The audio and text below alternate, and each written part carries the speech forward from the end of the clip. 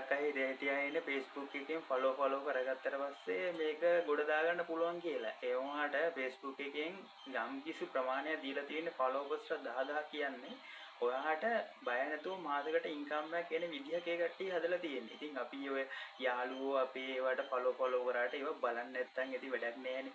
ඇත්තටම අපි post එකක් හදලා දාලා ඒකට හරි කෙනෙක් එනවා නම් අන්න එයා තමයි අපේ නියමෙක් කෙනා. එතකොට අපි ඒ වගේ 10000ක් අපිට page එකට followers ලා 10000යි 1,50,000 views හදන එක මහලු ගොඩක් නෙමෙයි followers ලා හදන එක තමයි ගොඩක් අමාරුකම.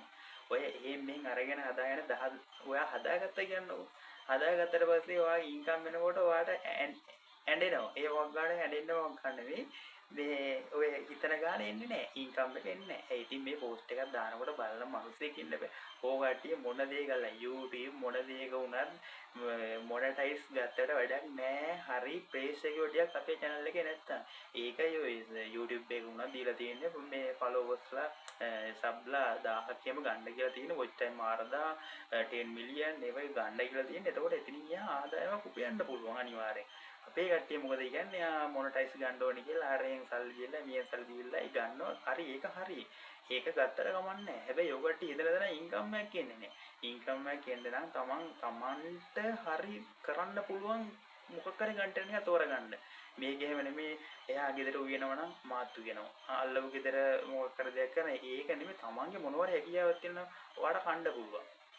ඒ වගේ මොනවාරි දැන් ලියන්න පුළුවන්. අන්න ඒ වගේ දේවල් කොහොම නිතරම ඩේලි කරන්න පුළුවන් දේක් ඔයා කල්පනා කරන්න ඕනේ මොනවාරි page එකක් හරි YouTube channel එකක් කියලා මොකක් කර පටන් ගන්නකොට. එහෙම පටන් ගත්තොත් ගේමක් ගහන්න පුළුවන්. නැත්තම් එහෙම ඔය කට්ටිය මේ සල්ලි හදිස්සියේ මේකෙන් Facebook එකෙන් සල්ලි හොයන්න කියලා අර දැන් විනීලා වෙනවා මේ රැට්ටලා වෙනවා ඊළඟට ලෝචිලා වෙනවා. ඒ මිනිස්සු කොච්චර ගේමක් ගන්න දැන් ලෝචිලා එහෙම ගත්තොත් ඒ කට්ටිය හැකියාව බලන්න කොච්චරද කියලා. ඒ වගේ හැකියාව තියෙනෙක් මෙව කරොත් ටංගල වෛරල් යනවා. ඉතින් ඒ වගේ ඉතින් හැමෝටම හැකියාව නැහැ නේ. ඒ වගේ හැකියාව නැතුනට ඒවට විවිධ හැකියාවල් තියෙන එක එක පුද්ගලයන්.